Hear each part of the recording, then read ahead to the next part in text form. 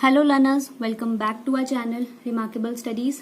आज की वीडियो है पार्ट 37 हमारे admission of a partner chapter की। आज इस पार्ट में हम एक और न्यूमेरिकल इम्पॉर्टेंट सॉल्व करेंगे जो रीवैल्यूएशन अकाउंट से रिलेट करता है। आज हम सॉल्व करेंगे एक्सरसाइज का क्वेश्चन नंबर 53।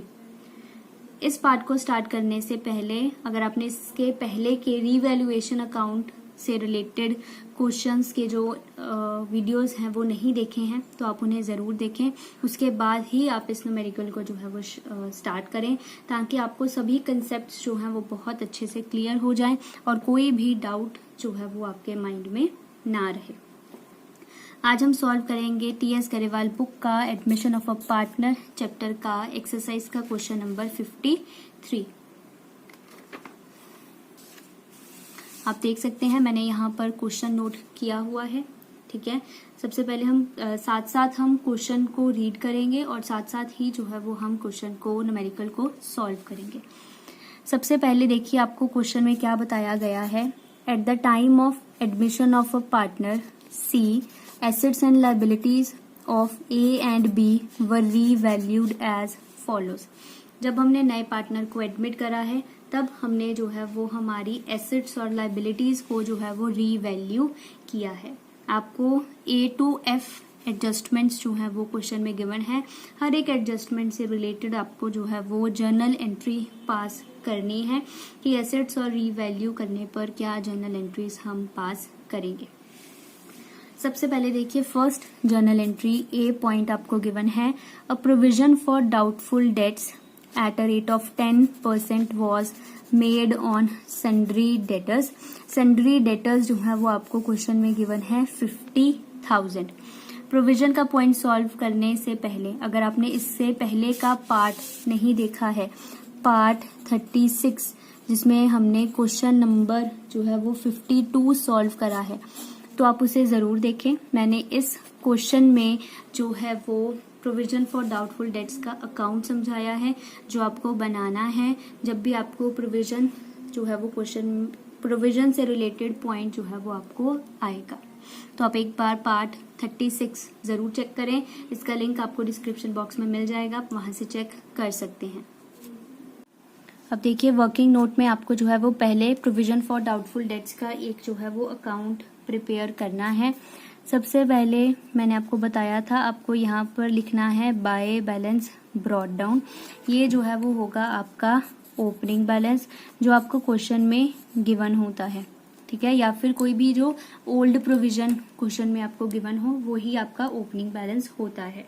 ठीक है, बट इस क्वेश्चन में जो है वो आपको कोई भी प्रोविजन का बैलेंस क्वेश्चन में गिवन नहीं है या फिर ओपनिंग बैलेंस आपको क्वेश्चन में गिवन नहीं है, तो आप यहाँ पर इस तरह से ब्लैंक डाल दीजिए। उसके बाद जो है वो आपको यहाँ पर लिखना है closing balance to balance carried down. ये होता है आपका क्लोजिंग बैलेंस जो आपको क्वेश्चन में खुद से ही कैलकुलेट करना होता है।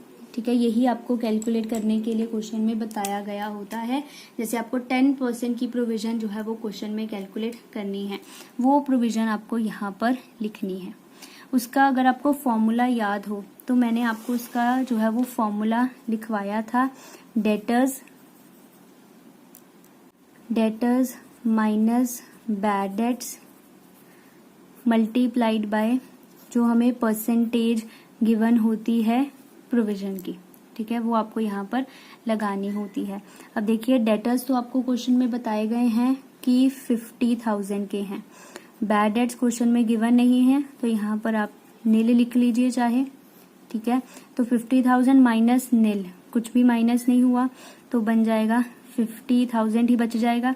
इसके ऊपर आपको प्रोविजन की परसेंटेज लगानी है। प्रोविजन की परसेंटेज आपको क्वेश्चन में बताई गई है 10%, तो इसके ऊपर लगा दो 10%, तो ये आ जाएगा आपका 5,000। ये 5,000 जो है वो आपकी प्रोविजन की अमाउंट जो है वो आपके पास आई है। मेरे पास जगह कम थी, आपको ये भी वर्किंग नोट जहाँ अकाउंट बना रहे हैं प्रोविजन फॉर डाउटफुल डेट्स का वहीं पर ही आपको इसे भी शो करना है। तो ये जो 5,000 है इसे आप लिख दीजिए यहाँ पर क्लोजिंग बैलेंस में 5000। अब उसके बाद यहाँ पर हम लिखते हैं 2 बैड डेट्स। बैड डेट्स अब आपको क्वेश्चन में गिवन नहीं है तो आप इसे लिखना छोड़ भी सकते थे, तो आप यहाँ पर इस तरह से ब्लैंक डाल दीजिए। इन तीनों अमाउंट्स को लिखने के बाद आपको अकाउंट को करना है यहाँ पर बैलेंस। ठीक है, अब देखिए 5000 है डेबिट साइड पर, डेबिट साइड का टोटल है 5000। इस साइड कुछ भी नहीं है तो इस साइड कितना डिफरेंस बच रहा है 5000 का। इधर 5000 डालेंगे तो क्रेडिट साइड का टोटल बनेगा 5000। हमें बैलेंस जो है वो इक्वल करना है। अब जो ये 5000 बचा है तो आपको इसे डाल देना है बाय रीवैल्यूएशन के नेम से, टू रीवैल्यूएशन अकाउंट। साथ में लिख दीजिए यहाँ पर बैलेंसिंग फिगर, और आपका जो ये अकाउंट है वो कंप्लीट हो चुका है। ये 5000 जो है वो हमारी प्रोविजन की अमाउंट जो है वो बची है। ठीक है, जिसे हमने क्वेश्चन में एडजस्ट करना है। अगर कोई भी डाउट है मैंने अकाउंट कैसे बनाया है या हम इसकी जर्नल एंट्री कैसे पास करेंगे, तो आप एक बार जो है वो क्वेश्चन नंबर 52 जरूर चेक करें। पार्ट 36 पार्ट का लिंक मैं डाल दूंगी डिस्क्रिप्शन बॉक्स में, आप वहां से चेक कर सकते हैं। अब जर्नल एंट्री पास करनी है हमने, तो जर्नल एंट्री पास कैसे होगी? डिफरेंस देखिए हमारा बचा है बाय वाली साइड पर। बाय वाली साइड होती है हमारी क्रेडिट साइड। ठीक है, क्रेडिट साइड बचा है तो इट मीन्स हमारा जो प्रोविजन का बैलेंस है वो इंक्रीज हो रहा है। ठीक है, प्रोविजन बढ़ रही है, तो प्रोविजन बढ़ती है तो हमें क्या होता है? नुकसान होता है। प्रोविजन बढ़ती है तो हमें होता है नुकसान, नुकसान होता है तो हम रीवैल्यूएशन अकाउंट को कर देंगे यहाँ पर डेबिट, रीवैल्यूएशन अकाउंट डेबिट। और प्रोविजन के अकाउंट में जो डिफरेंस है, बैलेंस है, वो बचा था क्रेडिट साइड पर। इट मीन्स जो प्रोविजन है वो इंक्रीज हो रही है, तो प्रोविजंस जब भी इंक्रीज होती हैं तो हम उन्हें करते हैं credit to doubtful debts. Amount आ जाएगी यहाँ पर 5000। जितनी अमाउंट बाय रीवैल्यूएशन या टू रीवैल्यूएशन में आएगी अकाउंट में प्रोविजन फॉर डाउटफुल डेट्स के, उतनी ही अमाउंट जो है वो आपको यहाँ पर लिखनी है। यहाँ पर आप डेट के कॉलम में ए लिख सकते हैं क्योंकि डेट्स हमें क्वेश्चन में मेंशन नहीं है। नरेशन लिखना मत भूलिएगा, मार्क्स कट जाएंगे आपके। अब चलते हैं सेकंड एडजस्टमेंट की तरफ। सेकंड एडजस्टमेंट में देखिए आपको गिवन है creditors were return back by 5000। Return back का मतलब भी मैंने आपको बताया हुआ है already. Return back means decrease. हमारे जो क्रेडिटर्स हैं वो डिक्रीज हो रहे हैं। ठीक है, बाय का मतलब भी मैंने आपको समझाया था कितना इंक्रीज डिक्रीज हुआ है। हमारे क्रेडिटर्स रिटर्न बैक डिक्रीज हुए हैं 5000 से। अगर आपको अभी तक बाय और टू का डिफरेंस नहीं पता है तो आप एक बार जो है वो क्वेश्चन नंबर 50 जिसे मैंने पार्ट 34 में समझाया है, आप उसे एक बार जरूर चेक कर लें, आपको वहां से क्लियर हो जाएगा। इसका भी लिंक मैं डाल दूंगी डिस्क्रिप्शन बॉक्स में। तो चलिए अब सेकंड जर्नल एंट्री पास करते हैं क्रेडिटर्स के डिक्रीज होने की। सो बी पॉइंट, क्रेडिटर्स क्या हुए हैं हमारे? डिक्रीज। क्रेडिटर्स लायबिलिटी है, जब भी लायबिलिटी डिक्रीज होती है तो हम उसे करते हैं डेबिट। तो क्रेडिटर्स अकाउंट डेबिटेड। क्रेडिटर्स के कम होने से हमें हो जाएगा फायदा, टू रीवैल्यूएशन अकाउंट। अमाउंट आपको क्वेश्चन में बताई गई है 5000। 5000 से जो है वो क्रेडिटर्स डिक्रीज हुए हैं। अगर आपको जर्नल एंट्री में कोई भी प्रॉब्लम हो कि मैंने जर्नल एंट्रीज कैसे पास करी हैं, क्या डेबिट किया है, क्या क्रेडिट, तो आप एक बार जो है वो पार्ट 30 और 31 जरूर चेक कर लें। मैंने इन दोनों पार्ट्स में रीवैल्यूएशन अकाउंट के बेसिक्स को जो है वो समझाया है। आपको अच्छे से क्लियर हो जाएगा कि मैंने जर्नल एंट्रीज कैसे क्रिएट की हैं। नेक्स्ट चलते हैं पॉइंट के ऊपर। नेक्स्ट जर्नल एंट्री है हमारे पास C point, building was appreciated by 20%। Book value जो है वो आपको बताई गई है 2 लाख की। बिल्डिंग जो है वो एप्रिशिएट हुई है। एप्रिशिएट का मतलब भी मैंने आपको ऑलरेडी बताया हुआ है, इंक्रीज होना। बिल्डिंग की वैल्यू बढ़ गई है 20% से। यहाँ पर भी बाय वर्ड जो है वो लिखा गया है। बुक वैल्यू जो है वो गिवन है आपको 2 लाख। बिल्डिंग की वैल्यू बढ़ गई है 2 लाख से। तो आपको इसे कैसे सॉल्व करना है, आप इसे भी तो चाहे अगर मैं आपको यहाँ पर लिखकर बता देती हूँ। सी पॉइंट, बुक वैल्यू आपको गिवन है बिल्डिंग की 2 लाख रुपीज, ठीक है। एप्रिशिएटेड बाय, इंक्रीज हुई है बिल्डिंग की वैल्यू 20% से, ठीक है। तो आपको यहाँ पर बुक वैल्यू के ऊपर 20% लगाना है।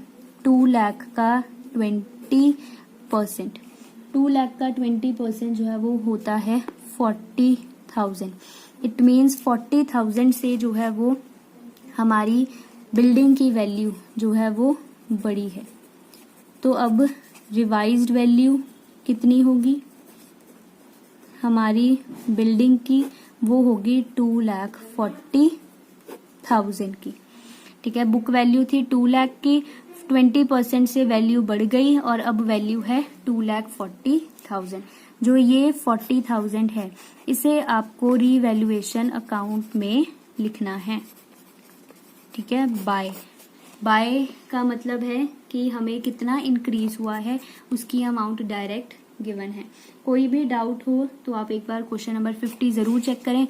मैंने इस पॉइंट को इन डिटेल जो है वो एक्सप्लेन किया है वहां पर। आप चाहें तो इस पॉइंट को वर्किंग नोट में भी शो कर सकते हैं। बाकी प्रैक्टिस से आप ओरली ही जो है वो इन पॉइंट्स को सॉल्व करना स्टार्ट कर देंगे।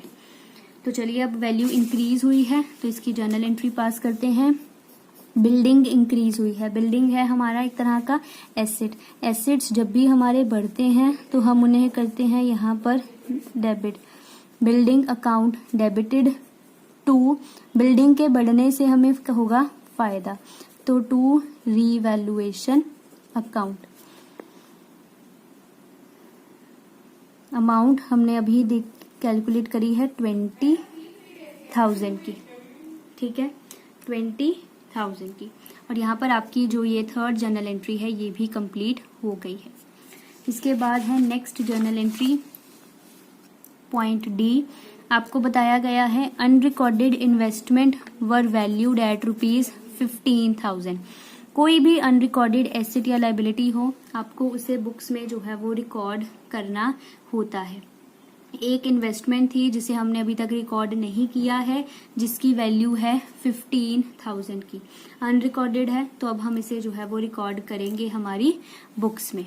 वैल्यूड एट 15,000, 15,000 की इन्वेस्टमेंट है, तो यहाँ पर लिख लीजिए डी पॉइंट। अब इन्वेस्टमेंट रिकॉर्ड होगी, इन्वेस्टमेंट के रिकॉर्ड होने से क्या होगा, हमारे एसेट्स बढ़ जाएंगे, हमारी इन्वेस्टमेंट बुक्स में आ जाएगी और इन्वेस्टमेंट एक तरह से इन्वेस्टमेंट बढ़ जाएगी हमारी बुक्स में। तो इन्वेस्टमेंट को हमने यहाँ पर कर दिया डेबिट, क्योंकि एसेट इंक्रीज हो रहा है। जब भी एसेट इंक्रीज होता है तो हम करते हैं डेबिट। एसेट के इंक्रीज होने से हमें होगा फायदा, तो रीवैल्यूएशन अकाउंट को कर दिया क्रेडिट। अमाउंट यहाँ पर आएगी 15,000 रुपीज की।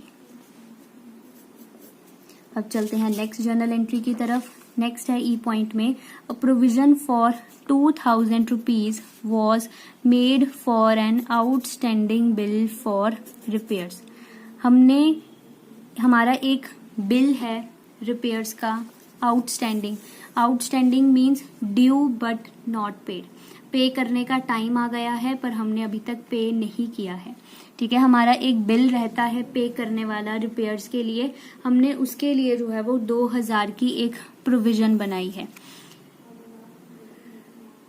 इसका मतलब है कि जो हमने बिल पे करना है उसके लिए हमने 2,000 रुपए जो है वो अलग से निकाल कर रख लिए हैं, ताकि हम जो है वो अपना बिल अब टाइम से जो है वो पे कर सके।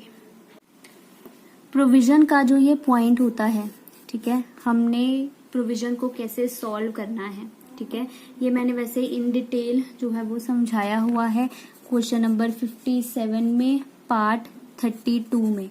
कोई भी डाउट हो तो आप एक बार इसे चेक जरूर करें कि हम प्रोविजन से, कहीं भी आपको प्रोविजन लिखा आ गया तो आपको उसकी कैसे जर्नल एंट्री जो है वो पास करनी है। हम क्वेश्चन में जो है वो प्रोविजन क्रिएट कर रहे हैं। जब भी हम प्रोविजन क्रिएट करते हैं तो हम करते हैं प्रोविजन को credit to provision for outstanding bill for repairs account. Provision create करने से हमें होगा एक तरह से नुकसान, तो रीवैल्यूएशन अकाउंट को कर दिया हमने यहाँ पर डेबिट। अमाउंट जो है वो आपको क्वेश्चन में गिवन है 2000 रुपीज की। कोई भी प्रॉब्लम हो कि मैंने कैसे ये जर्नल एंट्री क्रिएट करी है तो आप एक बार क्वेश्चन नंबर जो है वो 47 पार्ट 32 जो है वो चेक कर सकते हैं डिटेल्ड एक्सप्लेनेशन के लिए। उसके बाद नेक्स्ट जर्नल एंट्री की तरफ चलते हैं। F point last journal entry. Last journal entry है आपके पास unrecorded liability towards supplier was ₹3000। एक अनरिकॉर्डेड लाइबिलिटी है सप्लायर्स के लिए 3000 की। अनरिकॉर्डेड है, इट मीन्स हमने इसे जो है वो रिकॉर्ड करना है हमारी बुक्स में। इस लाइबिलिटी को रिकॉर्ड करेंगे हमारी बुक्स में तो हमारी जो लाइबिलिटीज हैं वो बढ़ जाएंगी। तो जब भी हमारी लाइबिलिटीज जो हैं वो बढ़ती हैं तो हम उन्हें करते हैं क्रेडिट। तो आप यहाँ पर लिख दो अनरिकॉर्डेड लाइबिलिटी फॉर सप्लायर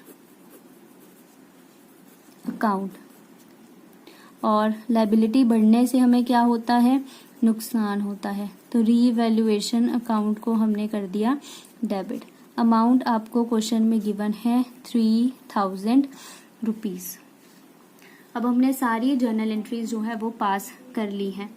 अब लास्ट जर्नल एंट्री जो है वो हम पास करते हैं कि रीवैल्यूएशन करने पर हमें प्रॉफिट हुआ है या फिर हमें जो है वो लॉस हुआ है।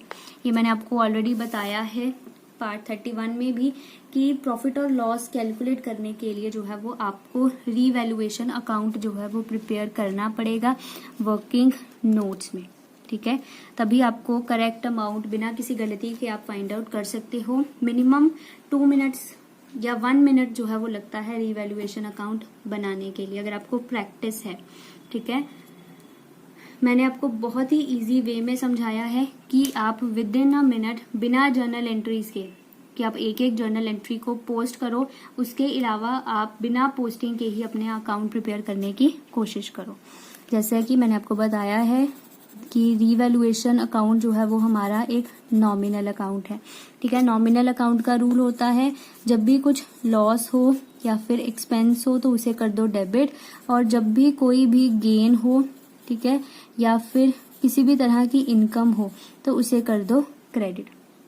लॉसेज या एक्सपेंसेस को डेबिट साइड पर रिकॉर्ड कर दो और जितनी भी इनकम्स हुई हैं या फायदा हुआ है उन्हें क्रेडिट साइड पर रिकॉर्ड कर दो। अब देखो फर्स्ट जर्नल एंट्री में हमें क्या हुआ था, हमें नुकसान हुआ था प्रोविजन की अमाउंट से। ठीक है, प्रोविजन का अकाउंट बनाया था। प्रोविजन के अकाउंट में जो ये बैलेंस था ये बच रहा था बाय वाली साइड के ऊपर। ठीक है, बाय वाली साइड बचा है तो आपको इसे लिखना है टू वाली साइड में। ठीक है, यहाँ पर आप सीधा लिख दो to provision for doubtful debts. Amount आपको लिखनी है 5000। ठीक है, बाय वाली साइड बचा था तो हमने सीधा लिख दिया टू वाली साइड पर, या फिर बाय वाली साइड डिफरेंस बचा था, इट मीन्स कि हमारी प्रोविजन बढ़ रही है। प्रोविजन बढ़ती है तो हमें क्या होता है, नुकसान होता है, तो इसे डेबिट साइड पर लिख दिया। सेकेंड जर्नल एंट्री में हमने जो है वो क्रेडिटर्स हमारे डिक्रीज हुए हैं, तो क्रेडिटर्स के डिक्रीज होने से हमें क्या होगा, हमें होगा फायदा, तो हमने यहाँ पर लिख दिया बाय क्रेडिटर्स। अमाउंट आपको क्वेश्चन में गिवन है 5000 की। उसके बाद सी पॉइंट में बिल्डिंग की वैल्यू जो है वो हमारी इंक्रीज हुई है 20% से। कोई भी एसेट हमारा बढ़ता है तो हमें होता है फायदा, तो हमने यहाँ लिख दिया बाय बिल्डिंग 20,000। उसके बाद डी पॉइंट में हमने इन्वेस्टमेंट को रिकॉर्ड करा है। इन्वेस्टमेंट को रिकॉर्ड करा है तो इट मीन्स हमारे जो एसेट्स हैं वो बढ़ गए हैं। एसेट के बढ़ने से हमें क्या होगा, अगेन फायदा होगा। तो आप बाय लिख दो अनरिकॉर्डेड इन्वेस्टमेंट। अमाउंट आपको यहाँ पर लिखनी है 15,000। उसके बाद है कि हमने प्रोविजन क्रिएट करी है रिपेयर्स के बिल के लिए। प्रोविजन क्रिएट की है, जब भी हम नई प्रोविजन क्रिएट करते हैं या इंक्रीज होती है तो हमें क्या होता है, नुकसान होता है। तो आपको यहाँ पर लिखना है to provision for outstanding bill या फिर रिपेयर बिल। अमाउंट आपको क्वेश्चन में गिवन है 2,000।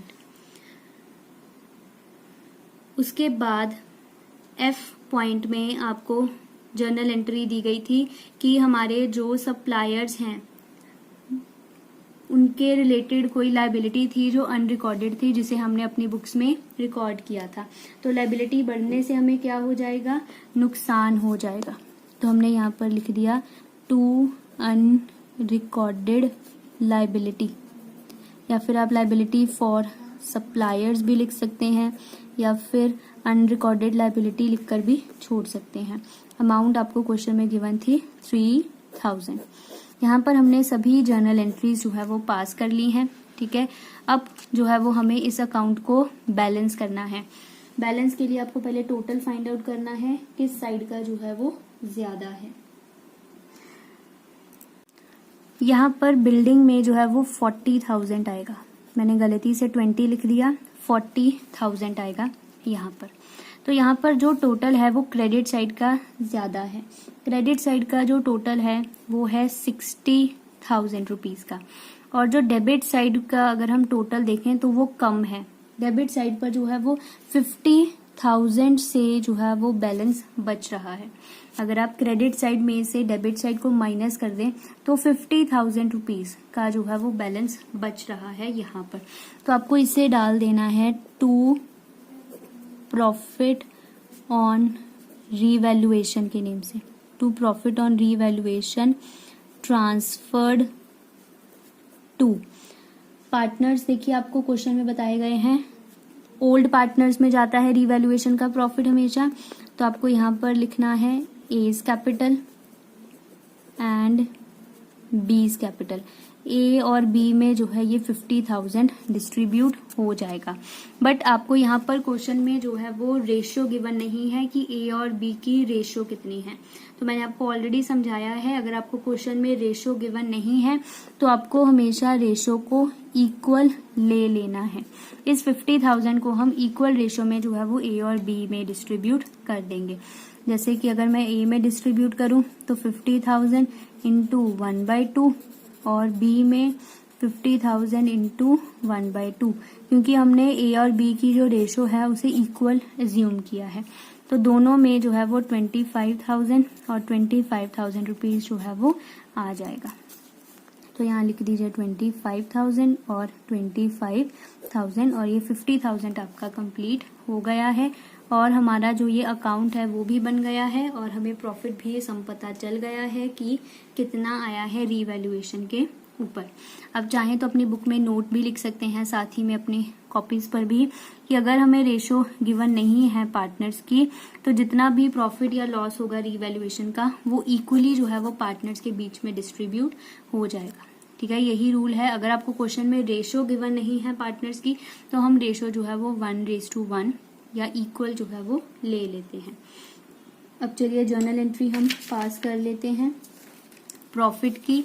प्रॉफिट हुआ है रीवैल्यूएशन पर, तो रीवैल्यूएशन पर जो प्रॉफिट है उसकी जर्नल एंट्री होती है revaluation account debited to A's capital and to B's capital. Total profit हुआ था 50,000 का, जो 25,000 ए के पास चला गया और 25,000 जो है वो बी के पास चला गया। और हमारा जो ये क्वेश्चन है ये यहाँ पर कंप्लीट हो गया है। आई होप लर्नर्स आपको ये क्वेश्चन बहुत ही अच्छे से क्लियर हो गया होगा। ये हमारा लास्ट क्वेश्चन था इस टॉपिक का, रीवैल्यूएशन अकाउंट का। अगर आपको अभी भी कोई डाउट है किसी भी पॉइंट में कि आपको कुछ जर्नल एंट्री में प्रॉब्लम है, तो आप मुझे कमेंट करके ज़रूर बताइएगा कि आपका जो डाउट है वो क्या है, ताकि मैं उसे जो है वो दूर कर पाऊँ। सो लर्नर्स, इस पार्ट में इतना ही। अब हम मिलेंगे अपने नेक्स्ट पार्ट में। तब तक के लिए अगर आपने अभी तक चैनल सब्सक्राइब नहीं किया है तो आप इसे सब्सक्राइब जरूर कर लें, वीडियो को लाइक जरूर करें, शेयर जरूर करें अपने फ्रेंड्स के साथ, और मुझे कमेंट करके ज़रूर बताइएगा कि आपको ये वीडियो कैसी लगी। Thank you.